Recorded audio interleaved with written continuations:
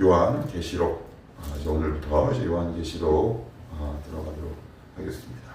요한계시록 1장입니다. 우리 교독하면서 1절로부터 20절까지 읽겠습니다.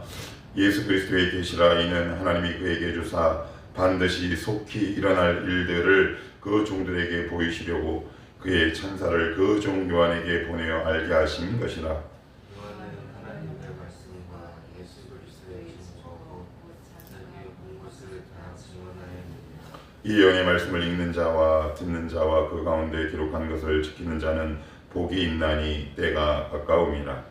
요한은 아시아에 있는 목교의 편지자니 이제 계시고 전에 오셨고 장차 오시리와 그의 보좌 앞에 있는 일곱명과 또 충성된 증인으로 죽은 자들 가운데서 먼저 나시고 땅의 임금들의 머리가 되신 예수 그리스도로 말미암아 은혜와 평강이 너에게 있기를 원하노라. 우리를 사랑하사 그의 피로 우리 주에서 우리를 해방하시고 내 아버지 하나님을 위하여 우리를 하나님으로 삼으신 내게 영광과 능력이 지금으로 볼지어다 그가 구름을 타고 오시리라. 각 사람의 눈이 그를 보겠고 그를 찌른 자들도 볼 것이요 땅에 있는 모든 족속이 그로 말미암아 애곡하리니 그러하리라. 아멘. 하나님이 이르시되 나는 알파와 오메가라. 이제도 있고 전에도 있었고 장차 올 자요 전능하다 하시리라. 나 요한은 너희 형제요 예수의 환난과 나라와 참음에 동참하는 자라. 하나님의 말씀과 예수를 증언하였으므로 말미암아 밤모라 하는 섬에 있었더니 주의 날에 내가 성령에 감동되어 내 뒤에서 나는 나팔 소리 같은 큰 음성을 들으니 이르되 내가 보는 것을 두루마리에 서서 에베소, 소모나, 보가모, 도아디라, 사데, 빌라델비아, 라오디게아 등 7교회에 보내라 하시기로.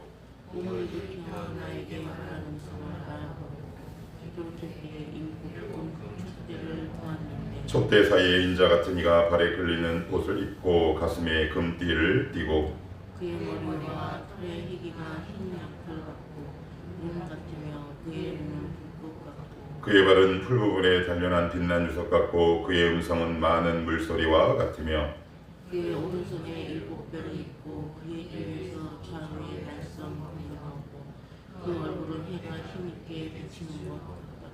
내가 볼 때 그의 발 앞에 엎드러져 죽은 자 같이 되매 그가 오른손을 내게 얹고 이르시되 두려워하지 말라. 나는 처음이요 마지막이니 곧 살아있는 자가 내가 전에 죽었노라. 볼지어다 이제 세세토록 살아있어 사망과 은혜의 열쇠를 가졌노니 그러므로 내가 본 것과 지금 있는 일과 장차 될 일을 기록하라 같이요. 내가 본 것은 내 오른손에 7별의 비밀과 또 7금 촛대라. 7별은 7교회의 사자요 7 촛대는 7교회니라. 아멘. 자, 오늘부터 요한계시록 22장까지 한 두어 달 걸릴 것 같은데 보도록 하겠습니다. 요한계시록에 대한 여러 가지 선입견들이 있습니다. 일단 어렵다, 그리고 일부에게만 허용되는 것이다. 그런데 이제 우리가 차근차근 살펴보겠지만 우리가 갖고 있는 편견과 선입견이 하나님의 말씀을 얼마나 방해하고 가로막고 있는지 한번 말씀을 차근차근 살펴보면서 한번 우리가 증명을 해보도록 하겠습니다. 먼저 요한계시록을 들어가기 앞서서 그 당시 과연 이 시대는 과연 어떤 사회적 배경을 갖고 있느냐를 살펴보는 게 굉장히 중요합니다. 제가 참 여러 차례 말씀을 드립니다. 어떤 사람이 너 죽어 라고 얘기했는데 근데 그 죽어가 너무 기분이 좋아서 죽어 하는 것과 정말 화가 나서 이런 부정적인 말을 하는 것과는 너무 다르죠. 그러니까 어떤 상황에서 이 말을 내뱉었느냐에 따라서 같은 말이지만 그 말이 갖고 있는 파급 효과가 아주 큰 극명하게 차이가 납니다. 이때까지 언제냐면 이제 언제 쓰여졌냐면 AD 70년 이후에 쓰여졌다라고 얘기를 합니다. 그런데 그 당시 로마는 어떤 사회적 혼란을 겪고 있었냐면 AD 69년에 로마의 4번의 황제가 교체가 됩니다. 근데 이 4번의 황제가 교체되기 전에 누구였냐면 그 유명한 여러분 로마 황제 가운데 가장 악하다라고 우리가 인식되는 황제하면 떠오르는 사람이 있어요. 누굴까요? 네로 다음에 이제 4명의 황제가 이제 바뀌게 됩니다. 근데 그 다음에 이제 어떤 황제가 이제 올라오게 되냐면 베스파시안이라는 이제 황제가 올라오게 되는데, 이제 이 사람이 죽고 나서 누가 이제 황제가 되냐면 AD 70년에 로마군이 예루살렘 성전을 방화를 해버립니다. 그게 누구냐면 티투스라는 로마 장군인데, 이 장군이 로마 황제가 돼요. 그러니까 로마는 큰 사회적인 격변이 있었고 AD 70년에 뭐가 있었다? 성전이 불타오르게 됩니다. 그 다음에 즉위한 황제가 누구냐면 그 유명한 도미티아누스라는 황제인데, 이 황제가 아주 악한 황제입니다. 어느 정도로 악하냐면 이 사회적인 혼란을 이제 집중하기 위해, 우리 보통 이렇게 얘기하죠. 그리스 로마 신화. 그리스와 로마는 늘 이렇게 자웅동체처럼 붙어가죠. 왜냐하면 그리스에게 있었던 그 신들이 이름만 바꿔서 그대로 전수됐기 때문에 그래요. 그래서 그리스 로마는 항상 이렇게 붙어 다닙니다. 그러니까 그들로부터 이렇게 물려받은 신들을 이용해서 자기의 이 황제 권한을 강화하기 위해 어떤 일들을 일으키느냐, 자기를 우상숭배하게 만들어요. 그래서 라틴어로 이렇게 얘기합니다. 어떻게 얘기하냐면 Dominus et Deus. 이게 무슨 얘기냐? 로마 시민들이 황제 자신을 주 하나님이라고 숭배하라고 지시를 합니다. 근데 그것으로 끝나지 않고 1년에 한 번씩 이 도미티아누스 황제는 그가 세운 동상 앞에 향을 이렇게 피우고 이렇게 고백하게 해요. 카이사 큐리오스. 뭐냐? 황제는 주님이십니다. 그런데 기독교인들은 어떻게 됩니까? 어떻게 돼요? 절대 할 수 없죠. 그래서 핍박을 피해 어디로 들어가냐면 지하동굴로 들어갑니다. 그 지하동굴을 그 유명한 카타콤베 혹은 카타곰이라고 하는데, 어떻게 이렇게 쉽게 동굴로 들어가느냐? 우리나라와 유럽의 지질이 달라요. 그건 무슨 얘기냐? 우리나라는 화강암이에요. 우리나라에서 갖고 있는 가장 놀라운 자원 가운데 물이 가장 위대한 자원인 이유는 뭐냐면 화강암 사이로 흐르면서 물이 정수되는 거거든요. 그런데 석회질은 달라요. 그 물이 물 안에 석회질이 섞여 있단 말이에요. 이 말은 무슨 말이냐? 사람들이 나무만 갖고 파도 쉽게 팔 수 있는 지질이에요. 그러니까 이 핍박당한 크리스찬들이 어디로 가요? 지하 동굴로 가기 시작합니다. 그리고 로마에 있던 기독교인들은 뿔뿔이 흩어져요. 그 소식을 반모섬에 유배되어 있던 사도 요한의 귀에 들리게 됩니다. 그럼 여러분이 교회 리더십인데 성도들이 막 이렇게 뿔뿔이 흩어져요. 그러면 어떤 내용의 편지를 쓰시겠습니까? 1번 두려움, 2번 공포, 3번 승리와 위로. 어떤 편지를 쓸 것 같으세요? 당연히 3번이겠죠. 그래서 요한계시록은 승리의 책입니다. 이거를 우리가 이해하지 않으면 요한계시록 무서운 거 아니야? 이렇게 접근하기가 굉장히 쉬워요. 그러다 보니까 여러 편견과 선입견을 갖고 있어요. 자, 그러면 첫째, 어떤 배경을 갖고 있다? 승리라는 배경을 갖고 있다고 그랬어요. 그러면 또 한 가지, 이 두 가지 주제로 쭉 이어져 나갔는데, 만약에 여러분 같으면 그 편지를 쓸 때 승리해요. 누구 때문에 승리합니까? 우리가 예수 그리스도. 그래서 요한계시록의 큰 두 가지 주제는 뭐냐? 예수 그리스도와 그를 믿는 성도들의 확실한 승리. 더 줄이면 예수와 승리가 바로 요한계시록의 주제라는 겁니다. 그러면 예수 그리스도가 어떤 분인지 안다는 건 무슨 말일까요? 사단이 좋아할까요? 안 좋아할까요? 싫어하죠. 그래서 요한계시록을 막고 있지. 그래서 이 회자되는 이야기가 뭐냐면, 어떤 목사님이 이 요한계시록을 설교한다라고 이제 주일 예배 때 딱 얘기했더니, 아는 그 목사님이 전화를 해서 이렇게 얘기하더래요. 아무개 목사 정말 요한계시록 설교할 거야? 예, 합니다. 그거 그냥 적당히 해. 그거 잘못하면 이단으로 오해받아. 근데 그 말을 듣고 너무 속이 상하더래요. 그런데 지금 요한계시록은 누가 가지고 갔나요? 이단이 가지고 왔습니다. 여러분, 이단들은 거의 대부분 요한계시록 강해 이렇게 되어 있습니다. 그러니까 성도들이 요한계시록에 빠지는 이유가 들어본 적이 없거든요. 그러니까 몇 개의 단어와 말씀을 이렇게 주 앞에 설교를 하면 박수를 막 치는 거예요. 맞아. 그래서 뭐라 그래요?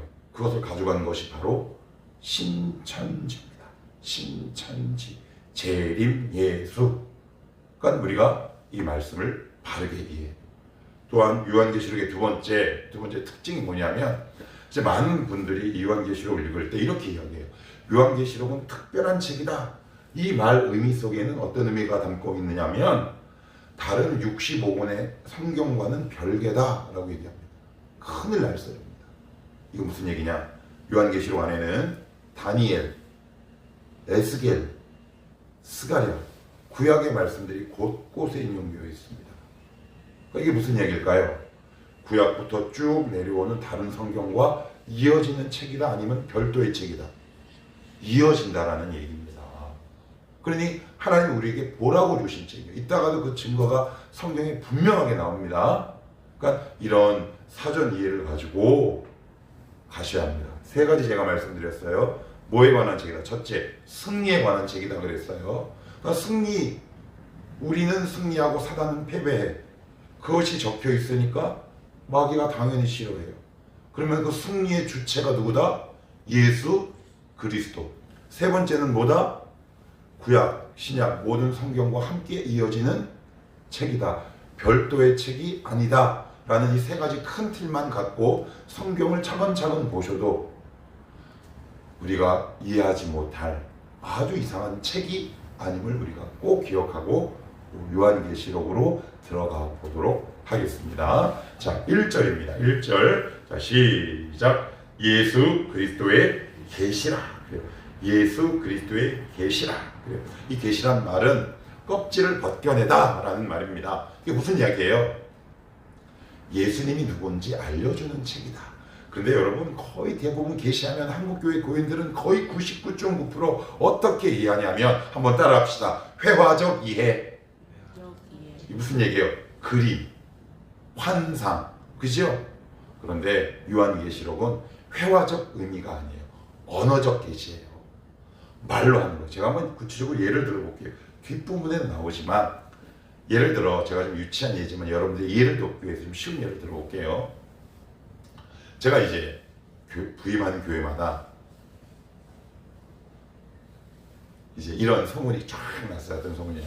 이 목사님은 무섭다. 제가 크잖아요. 목소리도 막 중저음에다가 그리고 막 이렇게 사물을 막 누가 그러더라고요. 이 목사님이랑 눈을 마주치면 꼭 뭔가를 이렇게 자기를 꿰뚫어 보는 것 같아요. 근데 나는 그렇게 누구를 본 적이 없어요. 그냥 이렇게 봤어요. 얼마나 따뜻해요. 그죠? 아닌가? 죄송합니다. 이제 그래서 어느 한 교회에 이제 섬기고 있었는데 어느 집사님, 권사님이랑 얘기를 하다가 이런 이야기를 하더라고요. 저는요 목사님이랑 얘기 안 해보고 목사님이 되게 무서운 줄 알았어요. 그런데 어느 날 제가 저쪽에서 식당 봉사하려고 짐을 이렇게 끙끙 들고 왔는데 목사님이 막 뛰어와가지고 아이고 권사님 이런 거 있으면 좀 나가 좀 돌쇠 좀 부르셔. 아이고 왜 그랬어? 목사님이 배추를 양복인데도 위에다가 턱 메고 올라오는데 저는 그때 목사님을 다시 봤어요. 그러니까 그분은 저를 뭐를 보고 판단한 거예요? 외모. 그리고 그 외모를 보고 판단한 그 편견이 변화된 게 무엇을? 제 말과 태도를 보고 바뀐 거예요. 그러니까 이게 무슨 얘기냐? 요한계시록은 그러니까 늘 우리 머릿속에 회화적 이미지로 가득 차 있어요. 그러니까 그걸 보고 하나님을 판단해요. 그런데 오늘 요한계시록은 말씀을 통해 하나님이 어떠한 분인지 알고 계신데 그 첫 번째가 누구다? 예수 그리스도의 뭐다? 계시다. 예수 그리스도가 어떤 분인지 알려주는 책이다 라고 사도 요한은 쓰고 있어요. 그래서 이 계시를 어떻게 이해하시면 안 된다? 회화적 이미지가 아니라 언어적으로 우리가 의미를 접근을 해야 한다. 그러니까 쉽게 얘기하면 요한계시록은 예수 그리스도가 누구인지 알려주는 책이다. 그러니 당연히 사단은 싫어하고 성도들은 좋아할 만한 책인데 이것을 교묘하게 이단들이 가지고 가서 바꿔버렸다. 자, 그리고 나서 이렇게 이어집니다. 1절 하나님이 그에게 주사 반드시 어떻게 해요? 속히 일어날 일. 그러니까 여기 보시면 일어날 일. 그러니까 우리가 보통 일어날 일을 말하는 것을 뭐라고 불러요? 장래에 일어날 일을 얘기하는 것을 뭐라고 불러요? 두 글자로 예, 언. 그죠? 예지 혹은 예언이라고 불러요. 그런데 여기서 보시면 속히 일어날 이 말의 원래 뜻은 뭐냐면 반드시 일어나야만 하는 라는 의미가 훨씬 더 강한 뜻이에요. 그러니까 이게 무슨 얘기냐?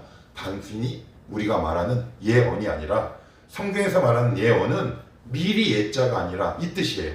여러분 돈을 어디다가 맡깁니까? 은행. 그것을 뭐라 그래요? 금. 맡길 예자를 쓰는 거예요. 하나님은 우리에게 말씀을 이렇게 맡아주신 거예요. 당신의 종에게 말씀을 이렇게 던지시는 거예요. 맡기시는 거예요. 그 의미로 이해해야 합니다. 그래서 이것을 단순히 막연한 미래 언젠가 일어날 환상 이렇게 접근해버리면 여기서 말씀하시는 주님의 의도를 우리는 바르게 이해할 수 없다. 사도 요한은 벌써 이 부분부터 우리에게 이렇게 말씀을 하고 있다. 계속 볼게요. 반드시 속히 일어날 일들을 그 종들에게 보이시려고 그의 천사를 그 종 요한에게 보내어 알게 하신 것이라.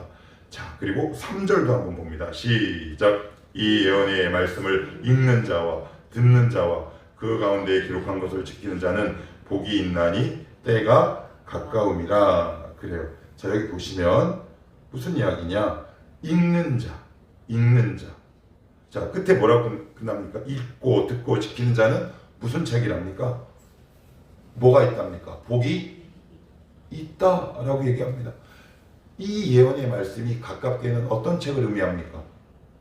계시록을 의미해요. 이 의미를 확대하면 성경 전체 1차적인 의미는 요한계시록을 읽고 듣고 지키는 자가 복이 있다. 하나님은 이 책이 복이 있고 너에게 은혜가 되고 이익이 된다라고 얘기하는데, 근데 우리는 이 말씀을 제대로 읽으려고 하지 않는다면 하나님이 이 책을 우리에게 주신 본래의 의도와는 다르게 우리가 받아들이고 있는 거죠. 우리 조금 더 그 안으로 들어가 보시면 3절에도 보시면 읽고 듣고 지킨다. 근데 여러분 여기서 이런 말이 있어요. 있다라는 말은 무슨 말이냐면 단수예요. 다시 한번, 있다라는 동사는 단수예요. 그런데 듣고 지킨다라는 말은 복수예요. 보통은 이렇게 사용하지 않아요. 단수면 단수끼리, 복수면 복수끼리. 그런데 이 책을 읽는 자는 한 명, 듣는 사람은 여러 명. 그럼 이게 무슨 이야기예요? 무슨 이야기입니까? 그 당시 교회에서 많이 읽혔던 책이란 얘기입니다. 한 사람이 이 책을 이렇게 낭독하면 회중들은 듣는 겁니다. 그런데 지금은 우리가 이 책을 오히려 안 들으려고 하죠. 그러니 우리는 사단의 작전에 속았다 안 속았다? 예, 다시요. 읽는 사람은 단수, 듣고 지키는 사람은 복수로 되어 있다는 사실은 이 요한계시록이 일종의 회람서신처럼 그 소아시아 지역의 많은 교회들에게 읽혀왔던 책임을 상징적으로 알려주고 있는 책이다. 그러니 이 요한계시록은 우리가 가까이 해도 전혀 이상한 책이 아니다. 오히려 그것을 읽는 자에게 뭐가 있다? 복이 있다. 여러분, 복이 있다라는데 얼마나 은혜스러운 말입니까? 얼마나 감사한 말입니까? 그런데 이 말씀을 누가 가지고 갔다? 이단. 특별히 누구요? 신천지에서 가져갔어요. 신천지의 핵심 되는 교리가 있다가 6절에 나오는데 그 부분도 우리 한번 자세하게 한번 살펴보도록 하겠습니다. 자, 그럼 4절도 한번 갑니다. 시작. 요한은 아시아에 있는 7교회에 편지하노니 이제도 계시고 전에도 계셨고 장차 오실 이와 그의 보좌 앞에 있는 7영과 이렇게 되어 있어요. 이제 우리가 요한계시를 읽으면서 가장 난감해하는 부분이 뭘까요? 숫자입니다. 숫자. 근데 이게 무슨 얘기냐? 묵시문학이라고 해요. 계시록을 비롯한 이 묵시문학은 독특한 특징이 있는데, 수사적 특징이 있는데 뭐냐면 상징을 이용한다는 사실이에요. 상징. 그래서 7은 문자적으로 그대로 이해하시거나 해석하면 안 된다. 7은 전통적으로 무엇을 상징한다 그랬어요? 이 정도는 여러분들이 알고 계시잖아요. 완전수요. 그러니까 7교회는 아시아에 있는 7교회가 아니라 결국 이 땅에 있는 모든 교회를 상징하는 의미다. 그렇게 이해하시면 돼요. 근데 이걸 이단들은 어떻게 가져가요? 주님께서 특별히 지명한 7교회가 있는데 우리가 그 가운데 하나다. 만약에 제가 오해하지 말고 들으세요. 하나님께서 우리 교회를 7교회 가운데 하나라고 택하셨습니다 라고 한다면 여러분 그 얼마나 자부심이 대단하겠습니까? 그런데 우리 교회는 그 정도 실력은 아니잖아요. 제가 만약에 그렇게 설교한다면 저를 여러분들이 쫓겨낼 만한 실력은 갖고 계시죠? 예. 근데 이렇게 설교함에도 불구하고 그것을 있는 그대로 받아들이는 사람들이 지금 있다 없다? 있다. 그 사람이 누구다? 바로 신천지 같은 이단이다. 그러니까 이 7은 어떤 의미다? 상징이다. 완전수예요. 그러니까 이 세상에 있는 모든 교회를 상징하는데, 자 5절도 같이 한번 봅니다. 시작. 또 충성된 증인으로 죽은 자들 가운데에서 먼저 나시고 땅의 임금들의 머리가 되신 예수 그리스도로 말미암아 뭐요? 은혜와 평강. 누구에게 은혜와 평강이 있어요? 우리에게. 그죠? 우리에게 또 너희에게 있기를 원하노라. 우리를 사랑하사 그의 피로 우리 죄에서 우리를 해방하시고 6절까지요. 그의 아버지 하나님을 위하여 우리를 나라와 제사장으로 삼으신 그에게 영광과 능력이 세세토록 있기를 원하노라. 5절 6절의 핵심은 뭐예요? 은혜와 평강, 영광과 능력이죠. 그러니까 이 말씀을 읽는 자들에게 어떤 것들이 있다는 거예요? 은혜와 평강이 있다는 거예요. 그리고 어떤 거요? 우리 주님께는 영광과 능력을 돌린다. 바로 이 말씀을 하고 있죠. 자, 그럼 이제 7절이 문제예요. 아까 수정할게요. 제가 6절이라고 그랬는데 7절입니다. 시작. 볼지어다 그가 구름을 타고 오시리라. 각 사람의 눈이 그를 보겠고 그를 찌른 자들도 볼 것이요 땅에 있는 모든 족속이 그로 말미암아 애곡하리니 그러하리라. 아멘. 이 7절이 신천지의 핵심 교리 가운데 하나입니다. 이게 무슨 이야기냐? 이렇게 이야기를 해요.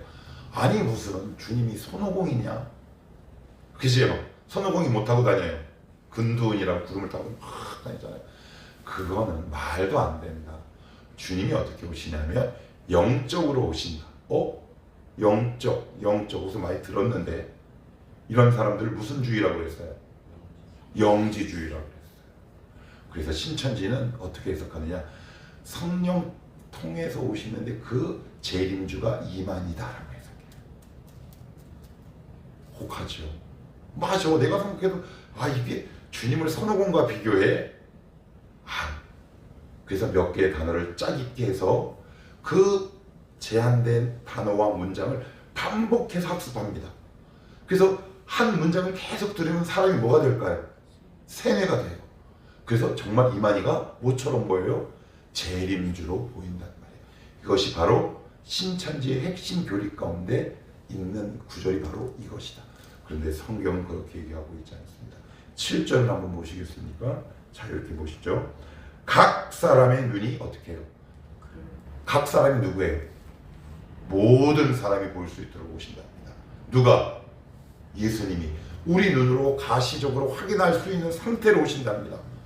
그러니 이 땅에 예수라고 지칭하는 모든 재림주들은 다 가짜입니다. 각 사람이 눈으로 확인할 수 있게 오십니다. 그래서 이 말에 여러분들 절대 흔들리시면 안 됩니다. 어떤 사람들이 흔들리냐면 환난 가운데 있는 사람. 저는 그런 분들 여럿 봤습니다. 제가 제자훈련 시켰던 청년, 제가 성경 공부 2번이나 반복기도 시켰던 집사, 권사도 이단에 빠졌습니다. 근데 이 세 사람들의 공통점이 있죠. 한 명만 빼놓고는 다 너무 환난이 이어질 때 그 마음이 헛헛하잖아요. 그럴 때 그들이 사랑이라는 이름으로 탁 접근해서 그들의 영혼을 딱 갖고 갑니다. 그래서 제가 신방도 가고 전화했는데 저에게 어떻게 전화가 왔냐면 저를 만났죠. 길거리에서 제 손을 잡고 울면서 얘기했어요. 목사님 우리 교회 너무 좋아요. 이쪽으로 오세요. 누구한테? 목사인 저한테. 이거 길거리에서 막 사람들 다 보는데 막 펑펑 울면서 얘기해. 우리 교회 너무 좋아요. 누가 보면 내가 절대 안 믿는 사람이 될 뻔했어요. 왜요? 한 단어와 상징적인 몇 개의 숫자에 의해 그 영혼이 세뇌당했다. 되게 조심해야 될 부분입니다. 자, 그러면 우리 8절 같이 한번 읽어봅시다. 자, 8절입니다. 시작. 주 하나님이 이르시되 나는 알파와 오메가라. 이제도 있고 전에도 있었고 장차 올 자요 전능한 자라 하시더라. 자, 우리는 보통 단어라는 게 순서가 있고 배열이 있습니다. 예를 한번 들어볼게요. 제 말 가운데 뭐가 좀 이상한가 한번 보세요. 나는 저녁, 아침, 점심 먹었어. 보통은 어떻게 얘기합니까? 아침, 점심, 저녁 이렇게 먹잖아요. 자, 그러면 제가 이렇게 한번 얘기해 볼게요. 글쎄 현재, 미래, 과거. 보통은 어떻게 합니까? 과거, 현재, 미래. 이게 보통은 상식적으로 사용하는 언어의 배열이고 순서예요. 그런데 8절이 어떻게 되어 있나 한번 보세요. 8절 같이 읽습니다. 자, 나는 알파 오메가라. 처음에 뭐가 나옵니까? 이제는 뭡니까? 현재. 그 다음에 전에가 뭐예요? 과거. 그리고 장차 올 자 뭡니까? 미래. 배열이 어떻게 돼요? 현재, 과거, 미래. 이상하죠? 왜 그래요? 이 당시 성도들이 핍박과 환난 가운데 있었단 말이에요. 그러니 무슨 의미를 담고 있어요? 나는 지금 너희들 앞에 있다라고 얘기하는 거예요. 이걸 조금 더 제가 구체적으로 설명해 볼게요. 제 버전으로 설명을 한번 해볼게요. 제가 제자훈련 때도 얘기했고 청년들에게 계속 반복하는 것이 있어요. 하나님이 우리에게 주신 시간은 딱 하나다. 현재라는 시간이다. 그런데 현재 내 앞에 계신 예수 그리스도를 만나면 이 예수 그리스도의 능력이 얼마나 위대하냐면 우리의 지난 과거로 돌아가 우리의 수치와 죄를 사하신다. 동시에 내가 현재 바르게 서 있으면 하나님은 미래도 동시에 예비하시는 분이시다.